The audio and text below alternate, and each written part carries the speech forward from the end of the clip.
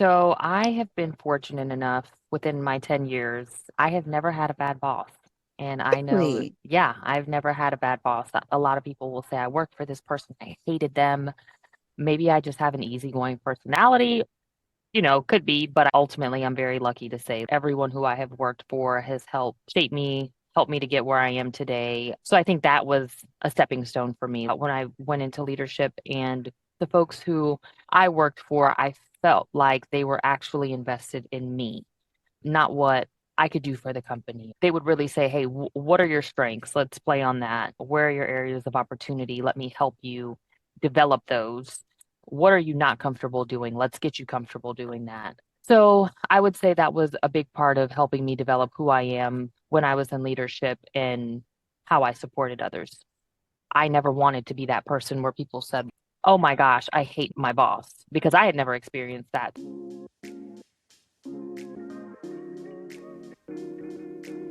Welcome to Manager, a podcast about the experiences of people leaders and how we can enable them to lead engaged, healthy, and high performing teams. I'm Kamaria Scott, your host, and I'm thrilled to have you join us as we learn, lead, and succeed together. Hello, friends, and welcome back to another episode of Manager to Manager. One of the reasons why I'm always so insistent that people who I bring on the show are real people leaders who can share their real experiences is because you don't sometimes really understand the nuance of things until you get into the role. And one of those things is really developing people and thinking about how you continuously create a win-win situation for them, you, and the organization. So I'm so excited to introduce you to today's guest because she has a very unique and interesting perspective on how do we do that? How do we ensure that people in our teams are developing and growing, but also balancing that with the needs of the business? So today I'm excited to introduce you to Sasha Poulus, and she's going to share her experience with us. So Sasha, welcome to the show. Hi, happy Friday. Thanks for having me. I'm excited to be here. Happy Friday. I'm so glad you could join us. Let's just start by jumping right into who you are, your history as a people leader, and really what you do now. Would you tell the guests a little bit more about yourself? Absolutely. So I have been in the finance industry for about 10 years now. Started my career at Merrill, Bank of America. I was with Merrill for 9 years. Within that company, I worked in multiple roles, but I would say about 4 to 5 years, I worked in leadership. I started in an entry level position. From there, I moved into a team lead where I supported a manager, and then eventually managed my own team of people. And then from there, moving into supporting a region and a region executive where we oversaw over 300 individuals within that space. So my experience at Merrill is a lot. I've worked with a lot of folks. And then moving back into an individual contributor role, I became a financial advisor with Merrill. And from there, moved over to JP Morgan. I've been with JP Morgan for a year. And very similarly, I work with our private bank within an advisory capacity, doing banking, lending, investments, financial planning for individuals who have 5 million or more in investable assets. Wow, that's very impressive. And I love that you have weaved in and out of people leadership. I find that many of us who lead teams, have led teams, go through periods and when we're leading, we're not leading. But once you've done it, you've done it, and what you learn sticks with you. And I think it even influences how you approach other people and helping other people learn and grow as you go along your way. So thank you for sharing that with us. One of the things that really stood out to me in our conversation was how passionate you are about developing people, and even through your tenure of leading people, and even now. And one of the things that you mentioned early in our prep conversation was that that passion for leading people or for developing people actually came from how someone helped you grow in your own career. So I'm wondering if you can start there with what has influenced you as a people leader? So I have been fortunate enough within my 10 years, I have never had a bad boss. And I know, Really? yeah, I've never had a bad boss. A lot of people will say, I worked for this person, I hated them. Maybe I just have an easygoing personality, could be, but ultimately I'm very lucky to say everyone who I have worked for has helped shape me, helped me to get where I am today. So I think that was a stepping stone for me when I went into leadership, and The folks who I worked for, I felt like they were actually invested in me, not what I could do for the company. They would really say, hey, what are your strengths? Let's play on that. Where are your areas of opportunity? Let me help you develop those. What are you not comfortable doing? Let's get you comfortable doing that. So I would say that was a big part of helping me develop who I am when I was in leadership and how I supported others. I never wanted to be that person where people said, oh my gosh, I hate my boss, because I had never experienced that.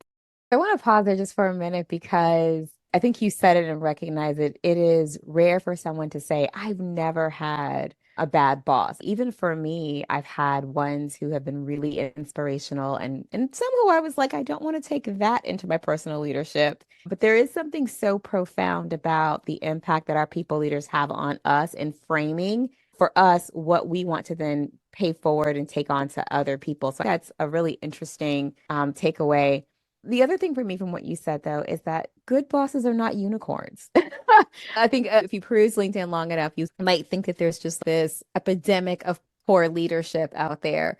But really and truly, a lot of us do have really good people leaders who pour into us and then inspire us to then want to do that for other people. Yeah, I agree. Like you said, I have had people who I've worked for that I'm like, okay, personality wise, we're very different, but there are still things that I could learn from them. Their approach may be different, but no one who I've said, man, I have to leave this job, who I work for just sucks. And that's the number one reason that people leave roles Yeah. or companies, because they cannot stand working for their boss.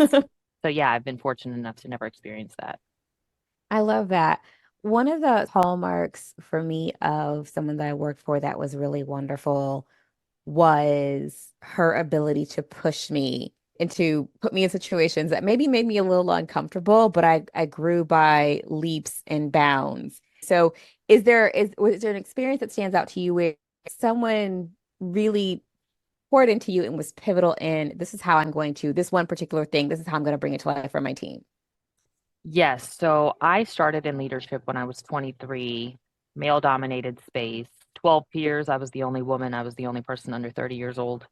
So I was very intimidated. And I worked with a team of all men, but my boss was a woman. So she early on said to me, hey, own your seat at the table. You deserve to be here. You do not have to conform to how other people lead. Mm. So, be there for your people, show up for your people, have your own style. There's no right answer. Everyone leads differently. So I felt very empowered by her. She was someone who was very motivational. She transitioned into a new role, and the woman who came in after her was very different. And she says to me the first week that I'm there, she's like, what do you hate? I'm like, I'm just not really good with public speaking. She's like, oh, okay. Drops it. 2 weeks later, she's like, hey, I signed you up to speak at this event for Merrill. And it was going to be like maybe 1,000 people. Again, 23, new to leadership. She's like, I want you to just talk about our organization, talk about what we do within operations, et cetera. And I was shaking like a leaf. I remember I was terrified. And I walked away from that and I said, this lady hates me. Oh This no. lady hates me. I remember I almost was on the verge of tears that day, just thinking, oh my gosh, I have to speak in front of all these people. So she came to me and she said, hey, you did a really good job. She said, you're not comfortable with public speaking. If you want to continue to grow within leadership, you have to get comfortable with that. So tell me how you felt. Let's talk about it. I'm signing you up for more events. And I knew it was just her way of pushing me to do better. And she texted me this morning. She was my boss probably 7 years ago, but we Oh. still have a great relationship. So it's people like that that sometimes you may think, what's the intention here? But it's to make you better. And Mm. you look back and you say, wow, I can't believe I was nervous to present something so simple, because now I present all day every day. You meet with new people all the time, and I just feel very comfortable in it. And that was like thanks to her, where she was like, you got to get out of your comfort zone, you have to do this. I love that. I love that. I do think about all the growth opportunities that I've had because of people leaders pushed me in the water. They were like, okay, go. And there are those moments where you're almost afraid. And then you're like, oh, I got it. And I'm wondering if, in addition to that encouragement, if there's also a level of support that goes with that. If there's like, okay, I'm going to push you out there, but know that I am a safety net for you in that process so you don't feel completely out there on the limb. Yep. And I agree. And I think that folks that who they push you off the ledge, but then they come back and say, what did you like about it? Let me give you some candid feedback. Here's where you need to focus on this area. You need to do this. And you have built enough trust that you don't take offense to it. They're telling you this to make you better. I had an interview one time with a gentleman who I ended up working for, but he was my mentor. He ran the consumer bank for Bank of America in Charlotte. That's how I ended up in Charlotte. But when I first met with him, I was selected to partner with an executive as a mentor for a 1 year program. And after meeting with him, I was so nervous, as you can imagine. Again, 25 maybe at this point, meeting with this head executive. And my boss says to me, I'm like, hey, I met with Phil. She's like, how do you think it went? I said, I think it went well. She said he had some feedback that he gave me. And I said, oh, well, what was the feedback? And she said, she says, well, he says like you didn't hold eye contact, but you need to do a better job holding eye contact, which is something I never struggle with. And so I said, oh, I said, well, you know what? I have brown eyes. Everyone in my family has brown eyes. He had very blue eyes. And I'm not used to staring at people with blue eyes. And I felt like I could see into his soul. It was kind of weird. Well, I said to her, I said, I couldn't stare at him. His eyes were so blue. I felt like he was looking into my soul. And there's some things in there I didn't want him to see, you know, but it was, we had enough trust where she could give me that feedback. And going forward, I remember every time I talked to him, I was just staring. I'm like, do not break eye contact. Like I was very Break eye contact. cognizant. Yeah, I was very cognizant going forward that going into meetings like this is something that's important. Don't break eye contact. Make sure that when you're talking, you're looking at someone directly. But as you make people better, it's Yeah. sometimes you get feedback that you don't want, but it's going to make you better in the long run. Oh, absolutely. That you remind me of one of my all-time favorite leaders is Larry Appel. He was the second guest on this podcast, and he was the COO of Winn-Dixie. And I remember one time getting called in to talk with the executive team about our plan for employee engagement, sharing results, developing our store directors. And for some reason, we're talking around, the big conference table, and I raise my hand to be recognized. And after the meeting, I get a note that Larry wants to see me in his office. And he's basically like, so don't ever do that again.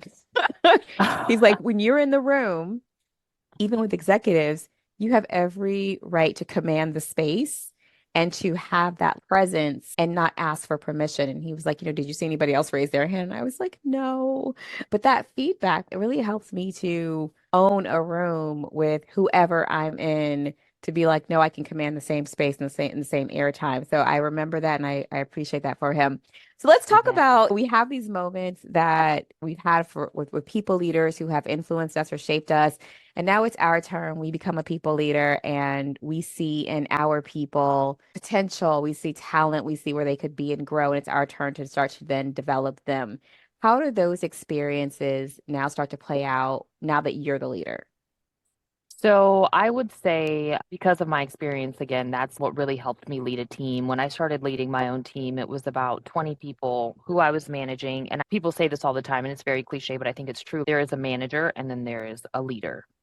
And in order to be a good leader, number one, people have to trust you.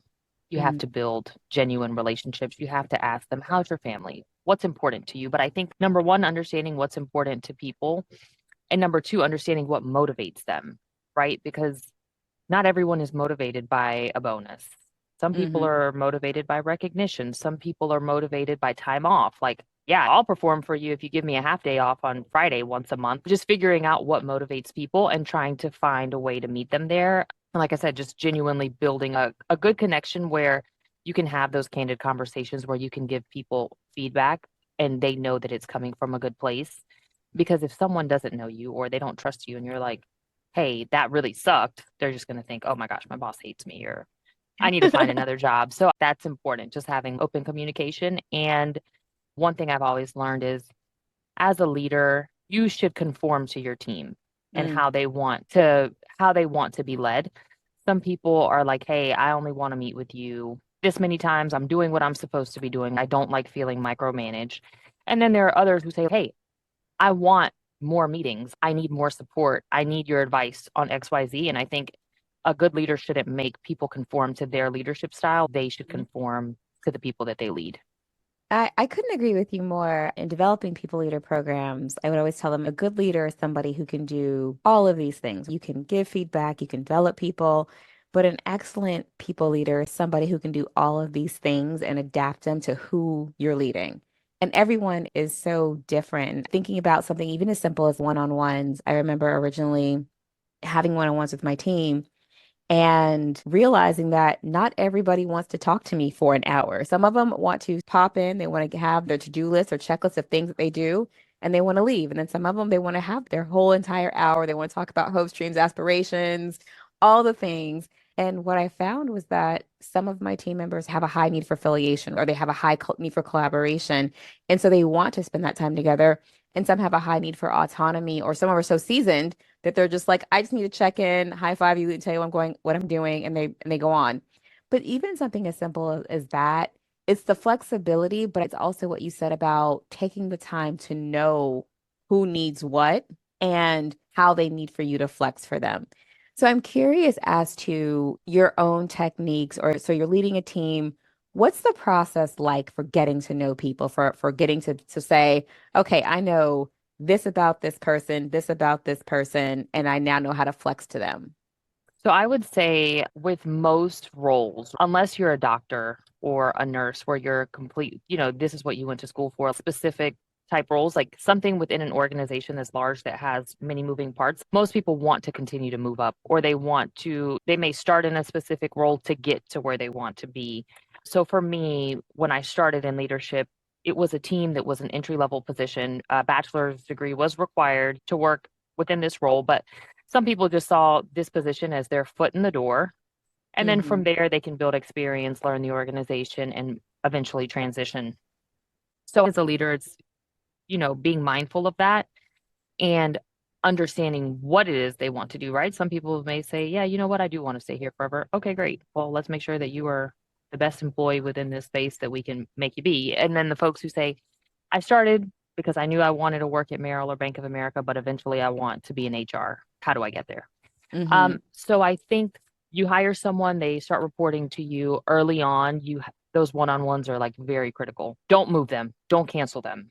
As a leader, you have the one-on-ones, you set the time. Don't book anything unless it's completely pressing because you never want a new employee to feel like, man, this person doesn't even really care. They're moving the one-on-ones around. They have these other meetings where they don't see this as a priority. So at least for the first 2 months, if we're having weekly or biweekly one-on-ones, making sure that I dedicated that time to that.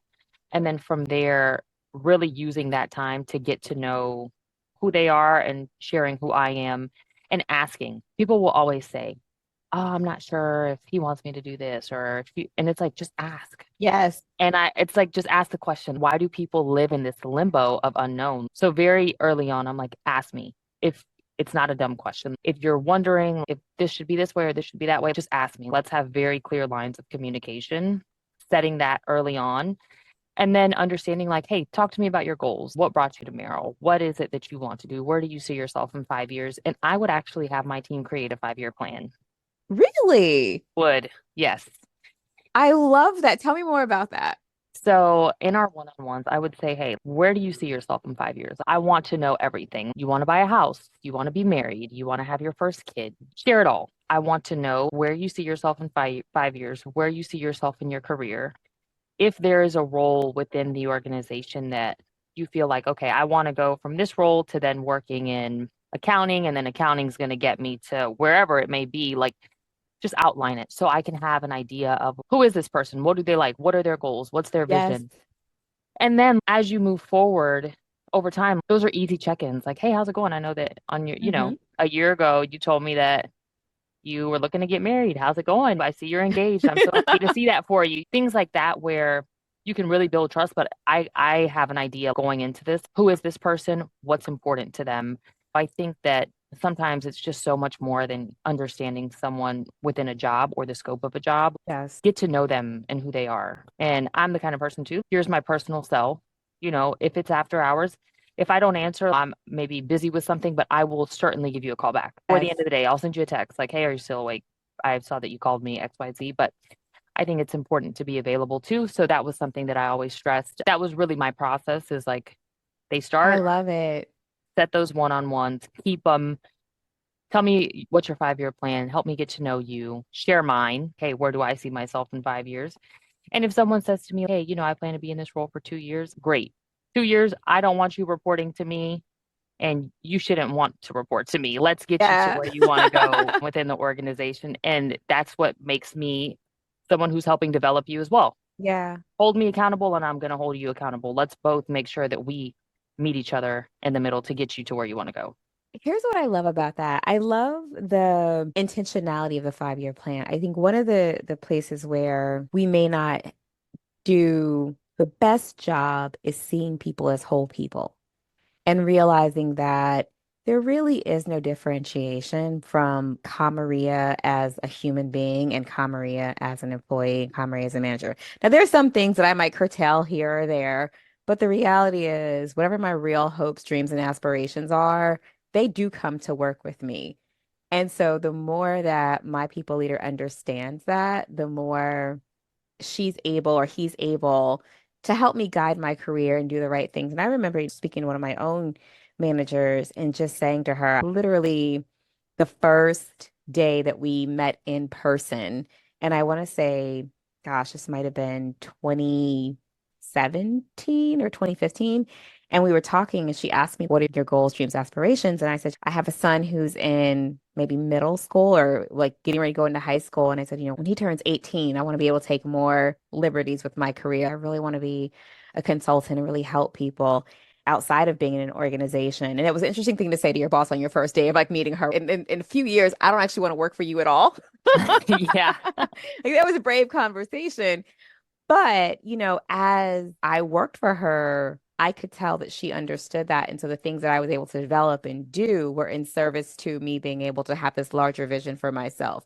So I recognize and appreciate when a people leader does that and the deliberate intentionality around, I do need to be thinking about this person because they do have things outside of my project plan and my goals and the organization's goals that need to be taken into a consideration.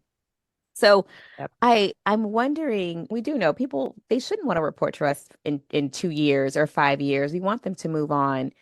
But we also know that we have things that we have to do, the deliverables for the organization, and we have to make sure that we're taking care of today and tomorrow.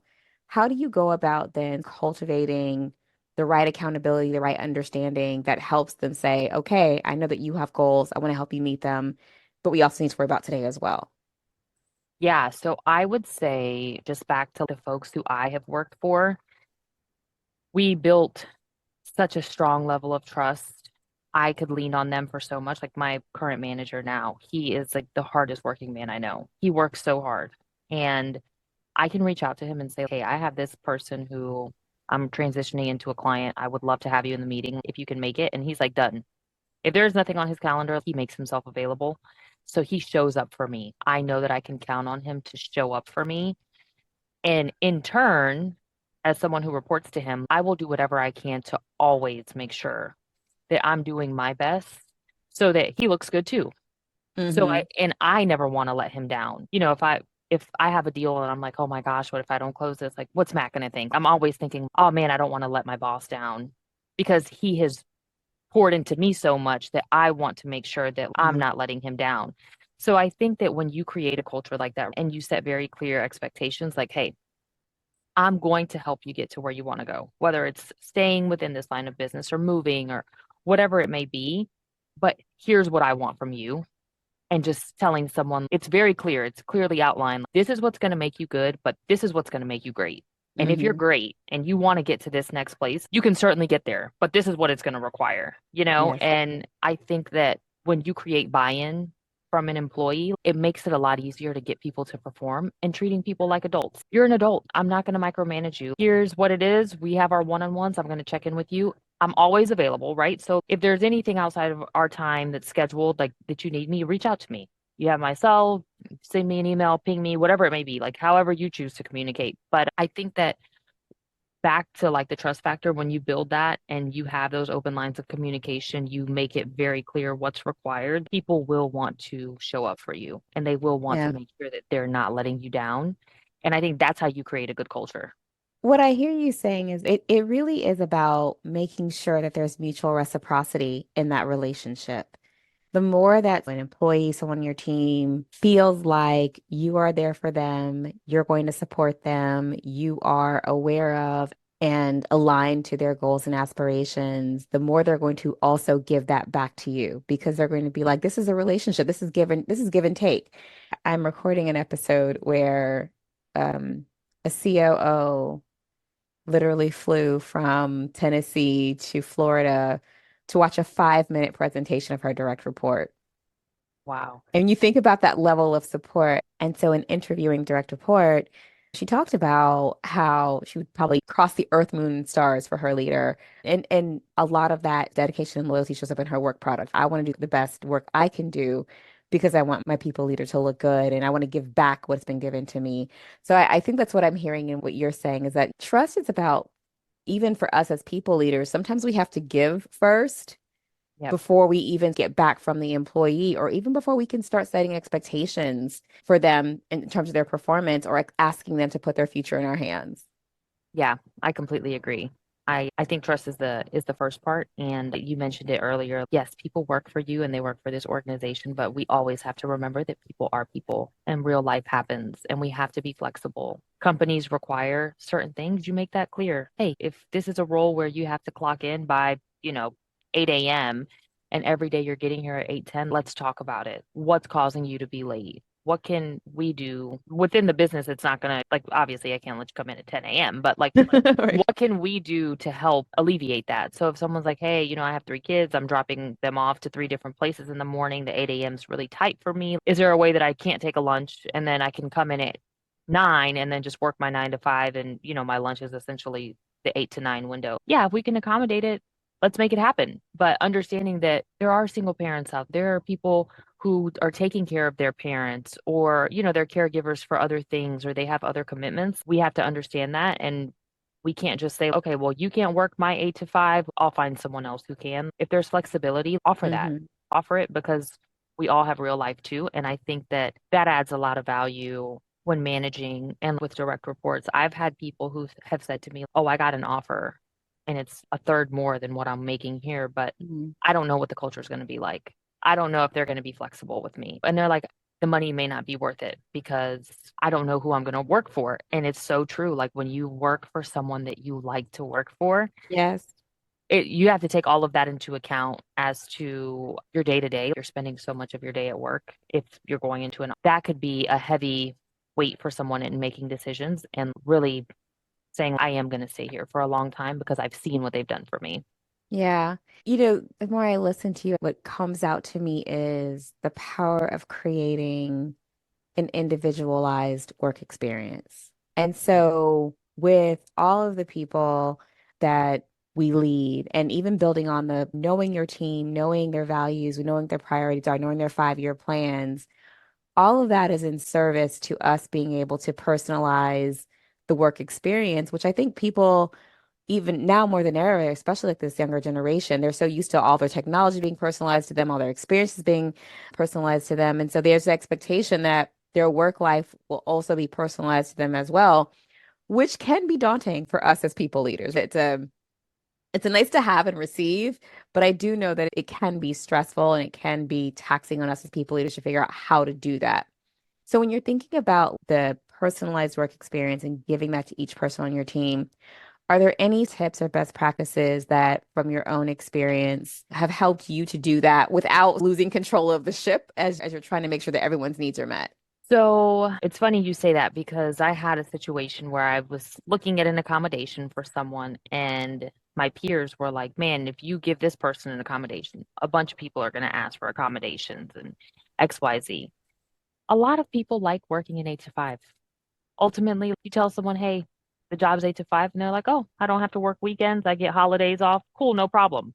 When someone is asking for some type of accommodation, typically for a full-time job, it's because of something that it's really hard to make that 8 to 5. Like it's really hard for me to work this for whatever reason. The benefit that I had where I worked, we were open from 7 a.m. until 9 p.m. So we had some flexibility with scheduling, but I had folks who wanted to get out of there super early. So I went to my boss and I said, hey, we're open from 7 a.m. to 9 p.m. What if we started at 5 a.m.? and the people who wanted to leave early could leave early. And she's like, well, we'll see if there's a need for it. I think it was like 2 or 3 months later. She's like, hey, it was approved. We can set 3 schedules that start at 5 a.m. I'm like, who wants to work at 5 a.m.? You know, you would not believe, like, The demand, yeah, the hands people raised. people wanted to work at 5 a.m. because they were off by 2. Hmm. So, if they had drop-offs, their partner could do the drop-off, they could do the pickup, pick up their kids by 3:30 who were in elementary school. There was a gentleman who worked for me who he lived at the beach and he loved volleyball. So every day he was there at 5 a.m. and he's like, oh yeah, by 3 o'clock, like I'm on the beach playing volleyball. Oh, My job wow. is not interrupting my day to day because the Yes. 8 to 5 for him, he felt like, oh, by the time I get off and get home with the traffic, I just feel like I don't have a ton of a personal life because, it's 7 by that point. He's like, oh, now like once he got off at 2, it was like I think his 5-year plan with the company just went out the window because he never wanted to give up that 5 a.m. Oh, schedule. absolutely not. I know a few people that work that 6 a.m. to 3 or 4, and they love it. And that is the anchor to why they stay because they're like, absolutely, I can be off. I have all this afternoon time left. I'm an early bird. And so, gosh, I love that. And I think the other part of what jumps out at me from what you're saying is that even part of our role as people leaders is to examine what's possible. I think part of what makes a good people leader, I always say we have to be part scientist. We have to be willing to observe what's happening. We have to then create a hypothesis, test something out, see if it works, and then, okay, if it does work, let's solidify it. But you have to have this mindset of, well, could we do that? What would happen if we tried it? And then go from there. And then you're surprised to your point of how many people raise their hand to say, yes, I do 5 a.m. If there's a business need for it, then it works. And so it's still for me about creating those win-win scenarios. This is the perfect example of you created a win for the organization because there's client demand at that time, Yep. and there's a win for employees. And so now everyone is happy and fully engaged. Yeah, I agree. And that's like, it goes back to where I said earlier when we ask, gosh, is that possible? Ask the question. And maybe because I work in sales and people tell me no all the time, for me, I'm just going to ask because the worst thing that you can say is no. And Mhm. if we can do it, great. And if we can, hey, I tried. I tried. And there's a lot of weight in that. Hey, at least you checked. Like she went to bat. And guess what? There was availability for it. I think at this point it maybe still exists. I think that gentleman is maybe still working 5 to 2 because it seems like that's what worked for him. And just kind of within that same topic, as a leader, always stand up for your team. Understand both sides.